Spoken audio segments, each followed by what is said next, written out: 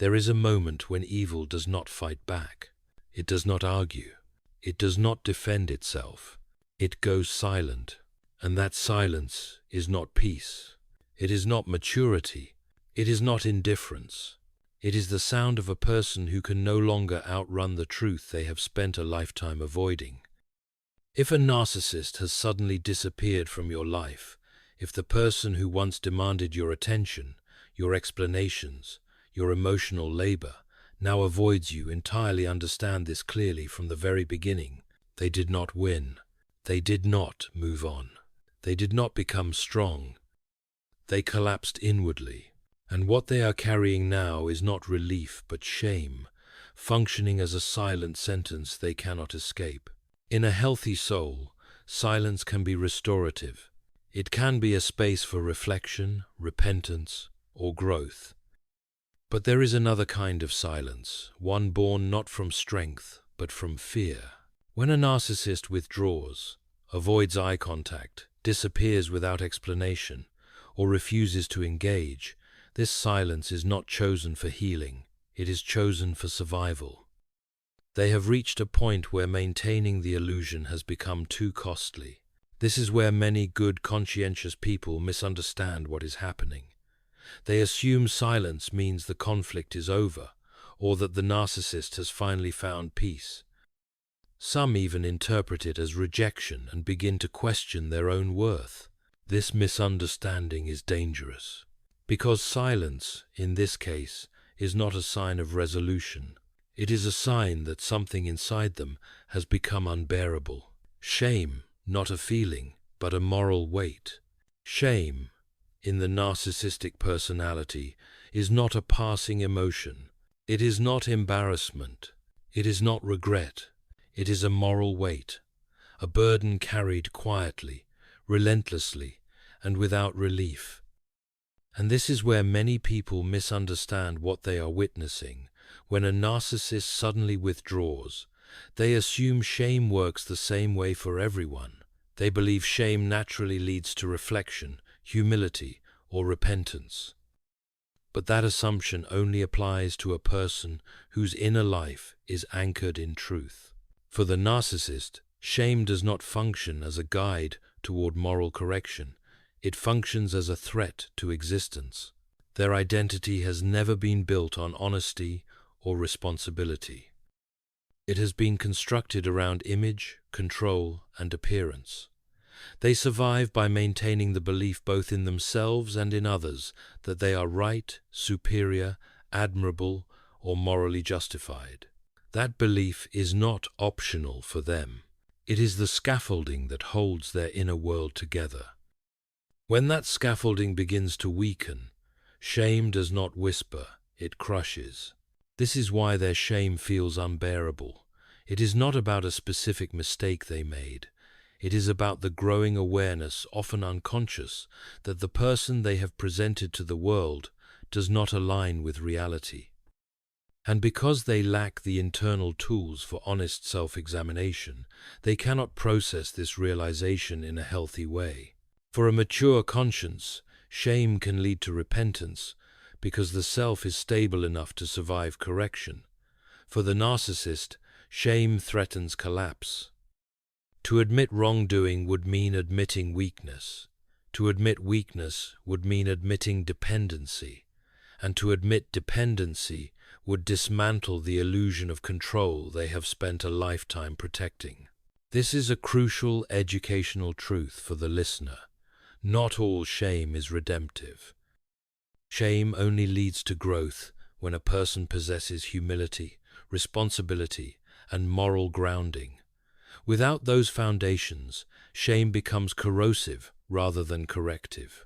That is why the narcissist does not move toward accountability when shame rises. They move toward denial. They deflect, minimize, rewrite history, or disappear entirely. Silence becomes safer than truth. Avoidance becomes easier than repentance. And this is where many good people make a fatal error.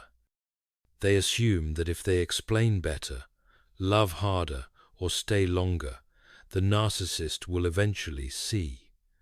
But shame does not open the narcissist's eyes. It blinds them. It activates every defense mechanism they have developed to avoid reality. Their withdrawal, then, is not evidence of reflection. It is evidence of overload. They are not sitting quietly, contemplating their actions. They are retreating from an internal weight they cannot name and cannot carry. A weight formed by years of moral shortcuts, distorted narratives, and unresolved responsibility. And here lies the sobering lesson. A life built on avoidance eventually becomes uninhabitable. When truth presses in through boundaries, distance, or the refusal of others to participate, the narcissist is left with an inner burden that no charm, manipulation, or control can relieve. This is why their silence feels heavy rather than peaceful. It is the silence of someone standing under a moral load they were never equipped to bear. And precisely because this weight is unbearable, they must construct something to shield themselves from it. The false self, a structure built on borrowed power. What the narcissist builds is not character. It is not integrity. It is not an inner life grounded in truth. They build a false self. This false self is a carefully constructed structure designed to keep shame at bay. It is an image, not a soul, a performance, not a conscience. It exists to project strength where there is weakness, confidence where there is fear, and moral certainty where there is avoidance. The crucial truth the listener must understand is this: the false self cannot generate its own strength. It survives only by borrowing energy from others. Attention becomes fuel, admiration becomes validation, fear becomes control, emotional reactions become proof of existence. This is why the narcissist appears powerful only when others are responding to them.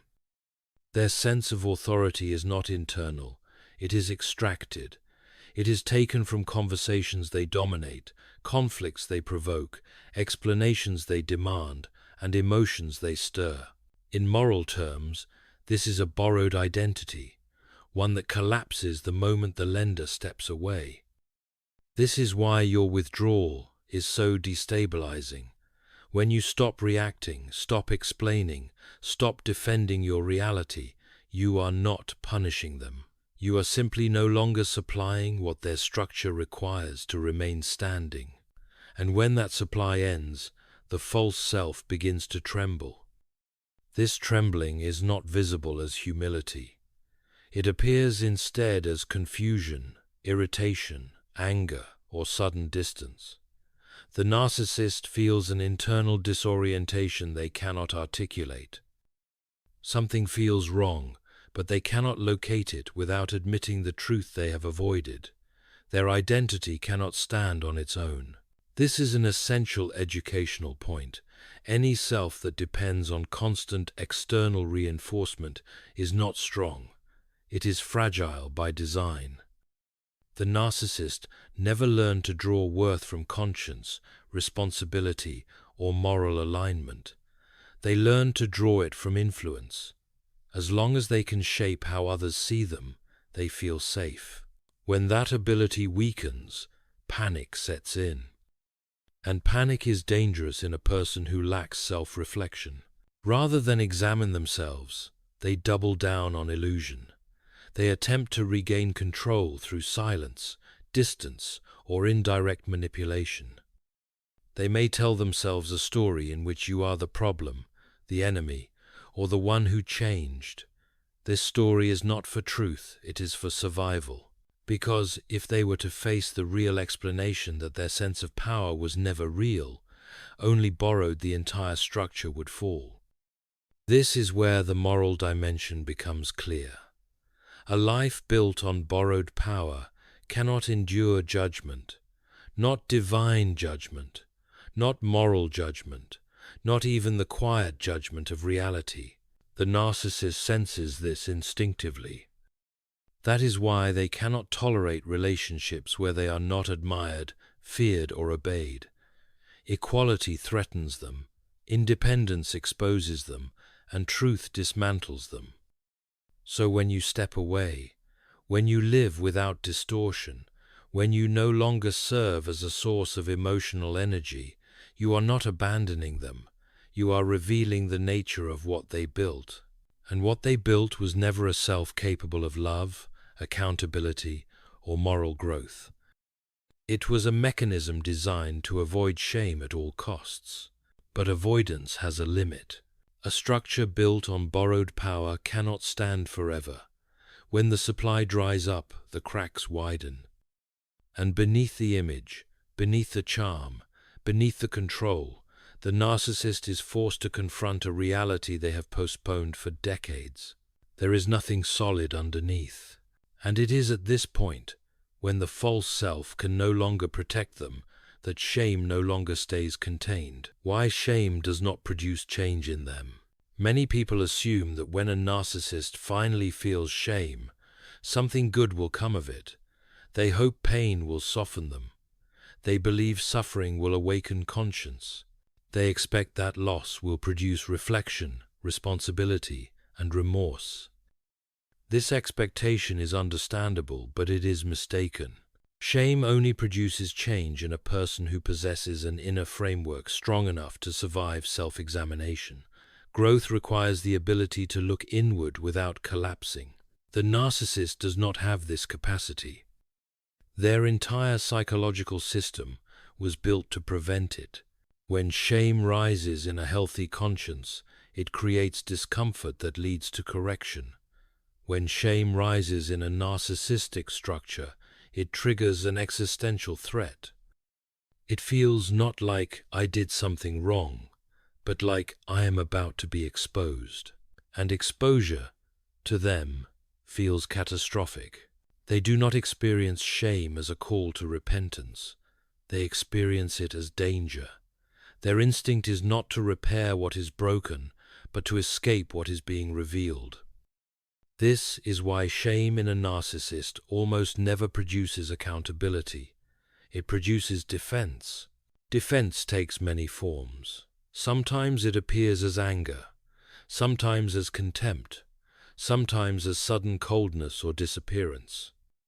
Sometimes as a rewritten story in which they are the victim and you are the aggressor. But whatever form it takes, the purpose is the same: to stop the inner shaking from reaching the surface. This is a crucial educational lesson for the listener. Pain alone does not refine character. Without humility and responsibility, pain hardens defenses instead of opening the heart. The narcissist does not ask, "What does this reveal about me?" They ask, "How do I make this stop?" And the fastest way to make it stop is avoidance. They avoid conversations that require honesty. They avoid people who no longer play their assigned roles. They avoid situations where they cannot control perception.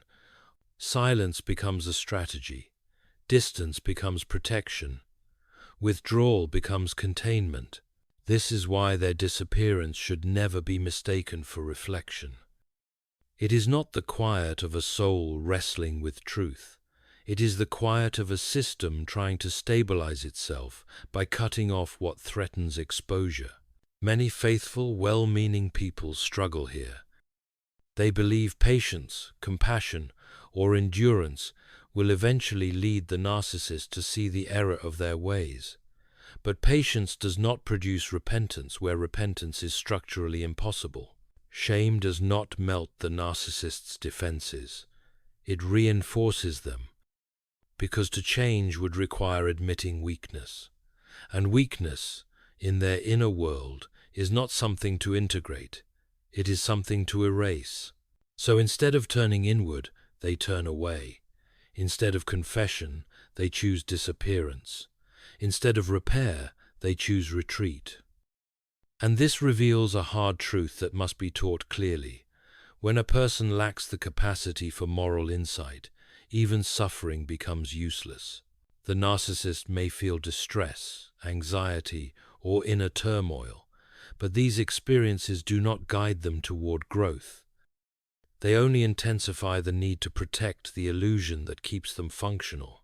This is why their behavior often appears irrational or contradictory.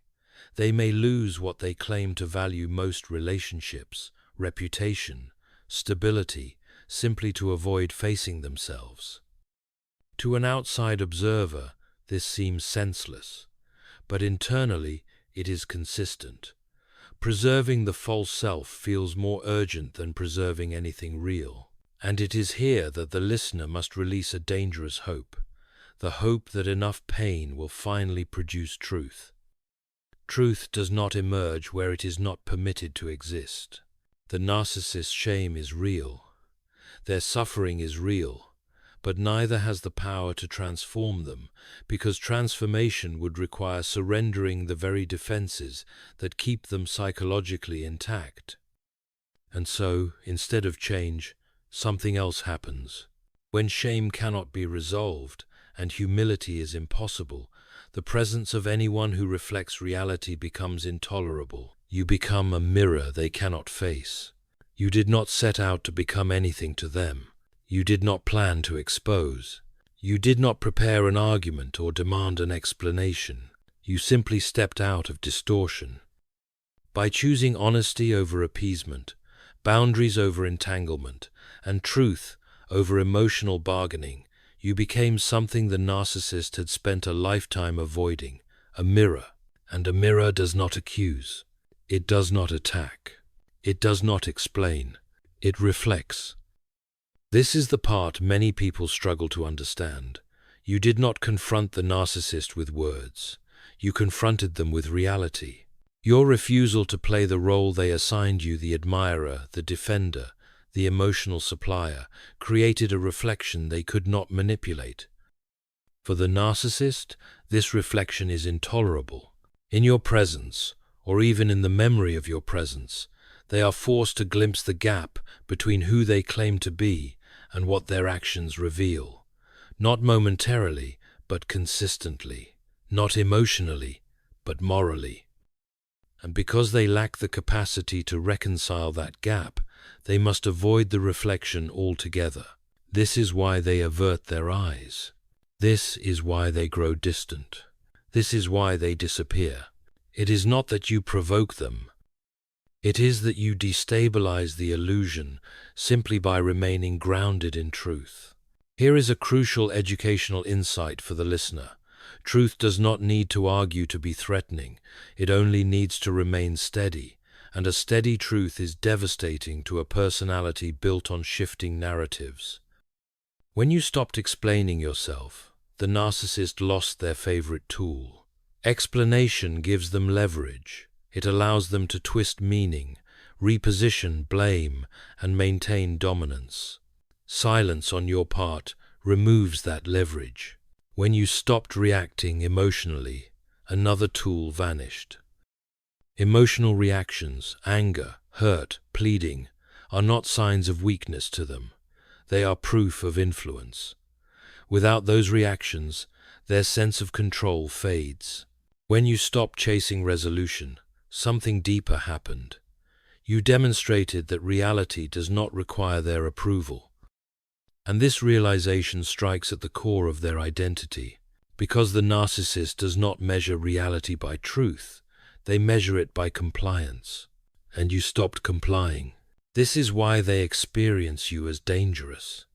Not because you are cruel, not because you are judgmental, but because you represent a version of reality they cannot reshape. You stand outside their system, and standing outside the system reveals the system. This is also why their avoidance should never be interpreted as victory. It is retreat. It is the psychological equivalent of covering one's eyes in the presence of something too bright to endure. The mirror you represent reflects back weakness, dependency, moral shortcuts, and unresolved guilt. Not in dramatic flashes, but in quiet, unavoidable ways. And because they cannot destroy the mirror, they must flee from it. There is no dialogue that can fix this. There is no reassurance that can soften it. Any attempt by you to help them see would only invite manipulation back into the dynamic. The power of the mirror lies precisely in its silence. This is the lesson the listener must take seriously. You do not need to be loud to be clear, and you do not need to fight to be strong. Sometimes, the most powerful moral stance is simply refusing to distort reality for someone else's comfort. And because the narcissist cannot exist peacefully in the presence of truth, they must choose distance. But this distance is not strength, it is avoidance. And avoidance, over time, reveals itself as something else entirely. Avoidance is not rejection, it is self-preservation. When the narcissist withdraws, many people experience the pain of perceived rejection. Old wounds awaken, questions multiply. Was I not enough? Did I fail? Was I too much or not enough at all? These questions are understandable, but they point in the wrong direction. Avoidance, in this context, is not a judgment against you, it is a strategy for their survival. To face you would mean to face the truth you carry simply by existing as you are now, clear, grounded, no longer participating in distortion. And to face that truth would require them to confront the distance between the image they maintain and the reality they have avoided. That confrontation feels intolerable, so they retreat. They choose distance over dialogue, silence over honesty, disappearance over responsibility. This retreat is not strength, it is not resolve. It is an instinctive attempt to preserve a fragile inner structure from collapse. This is an essential educational point for the listener. People who cannot tolerate truth will call distance peace, but it is merely insulation. The narcissist does not withdraw because the relationship no longer matters. They withdraw because it matters too much in the wrong way. Your presence has become a reminder of what they cannot repair, confess, or integrate. And so they protect themselves the only way they know how, by reducing exposure. They tell themselves stories to make this retreat feel justified. They may frame you as unreasonable, unforgiving, or changed. These stories are not meant to be fair. They are meant to be functional. They exist to keep the narcissist from asking the one question they cannot survive. What does this say about me? Avoidance allows them to postpone that question. For those who value relationship, integrity, and reconciliation, this behavior is deeply confusing. It feels backward. Why would someone avoid the very person who could bring clarity? The answer is sobering. Clarity is not always desired. For some, it is feared. This is why pursuing them for explanations rarely brings relief. The more you seek dialogue, the more they retreat, not because they have nothing to say, but because anything honest would dismantle the defenses they depend on. Here lies a difficult but freeing lesson. You cannot be understood by someone who cannot afford to understand themselves. Their withdrawal, then, is not an evaluation of your worth. It is evidence of their limits, and those limits matter. They tell you where responsibility ends. They tell you where hope must be released. They tell you where your role in the story is finished. Understanding this protects you from a dangerous impulse, the urge to chase clarity from someone who survives by obscurity. It also restores moral order. You stop interpreting avoidance as abandonment and begin to see it as confession without words. A confession that says, I cannot meet you where you stand. And this realization shifts something crucial inside you. When you no longer personalize their retreat, you reclaim your footing. You step out of self-doubt and into discernment. You begin to see that the healthiest response to avoidance is not pursuit, but acceptance of reality. Not resignation, not bitterness. Acceptance. Acceptance that some people withdraw not because you failed them, but because you outgrew the illusion they required. And this acceptance prepares you for the next truth. one many resist but must learn if they are to be free. When avoidance replaces honesty, seeking answers from the one avoiding you becomes a trap. The closure trap. After avoidance replaces honesty, the natural human instinct is to seek answers. Good people want understanding. They want clarity. They want to hear words that bring order back to the chaos, an explanation, an apology, an admission that what happened mattered. This desire is not weakness. It is moral instinct. It reflects a conscience that believes truth should be named and wrongs should be acknowledged. But this is precisely why the search for closure with a narcissist becomes a trap. Closure assumes something the narcissist does not possess, the capacity to face themselves without disintegrating. It assumes they can tolerate shame long enough to tell the truth. It assumes they can value integrity over image. These assumptions are reasonable when dealing with a mature conscience. They are misplaced when dealing with a narcissistic structure. For the narcissist, closure is not healing, it is exposure. To provide real closure would require them to admit harm without deflecting blame, to accept responsibility without rewriting the story, and to acknowledge moral failure without collapsing their self-image. This combination is not merely difficult for them, it is psychologically impossible. So what happens instead? They offer partial truths that confuse rather than clarify. They shift timelines. They minimize harm. They spiritualize avoidance, or they disappear entirely. Each of these behaviors serves one purpose: to prevent accountability while appearing reasonable enough to avoid judgment. And when none of these strategies work, silence becomes the final refuge. This is why seeking closure from them often leaves you more disoriented than before. You are trying to extract moral coherence from a system designed to avoid it. You are asking for truth from someone who survives by distortion. Here is the educational truth that must be spoken plainly. Closure is not something another person gives you when that person lacks moral ownership. Justice, in this situation, does not come through confession. It comes through consequence. Their silence is not neutral. It testifies. Their avoidance is not empty. It reveals. Their refusal to engage is not ambiguous. It clarifies. It clarifies their limits. It clarifies their inability. It clarifies where responsibility truly lies. When you understand this, something shifts. You stop waiting for words that will never arrive. You stop measuring your healing by their acknowledgement, and you stop interpreting their silence as unfinished business. Their silence is the answer. It answers the question of whether they can meet truth. It answers the question of whether accountability is possible. It answers the question of whether justice can come through dialogue. And the answer is no. This realization is not cynical.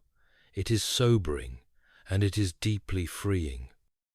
Because once you release the demand that they make sense of what they destroyed, you reclaim your authority over meaning.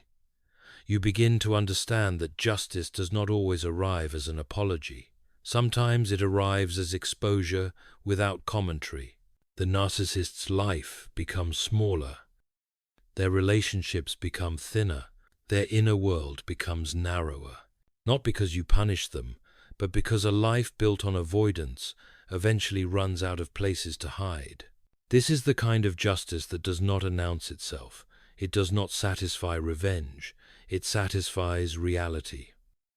It allows consequences to unfold without interference. And at this point, one final lesson remains perhaps the most important of all. When you stop seeking closure from those who cannot give it, you are finally ready to step into a different kind of power. Withdrawal, the quiet form of justice. Justice does not always arrive with a verdict spoken aloud. It does not always come through apology, confession, or public reckoning. More often, true justice is quieter, measured, deliberate, and exacting. Withdrawal is not escape. It is alignment. When you withdraw, you are not acting out of bitterness. You are refusing to participate in distortion. You are choosing reality over illusion, truth over performance, conscience over control. And that choice, though quiet, carries real moral weight. The narcissist does not experience your withdrawal as neutrality. They experience it as loss of influence. And for someone whose identity is built on shaping perception, loss of influence is devastating. Not dramatic, but structurally fatal. Without your reactions, their stories echo back empty. Without your explanations, their narratives collapse. Without your presence, their illusions lose witnesses. This is where justice completes its work. You do not need to confront them to be vindicated. You do not need to expose them to be proven right. Reality does that on its own. Their world grows smaller because it was never anchored in truth. Their silence grows heavier because it carries unresolved responsibility. Their shame becomes unavoidable because there is no longer anyone to absorb it for them. This is not cruelty, it is consequence. And consequence is the backbone of moral order. The deepest accountability is often internal. It is not imposed by others. It is endured by those who cannot escape themselves. A life built on avoidance cannot find peace. A conscience denied cannot rest. And a self sustained by illusion cannot withstand the steady pressure of reality. Meanwhile, something equally important happens to you. By withdrawing, you reclaim your energy not as revenge, but as stewardship. You stop negotiating with another person's disorder and begin living in alignment with your own values. Freedom does not mean forgetting. It means refusing to let another person's moral failure dictate your inner life. And so the story ends not with noise, but with clarity. You move forward, grounded in truth. They remain behind, contending with a self they cannot face. Not because you punished them, but because truth finally stood where distortion once ruled.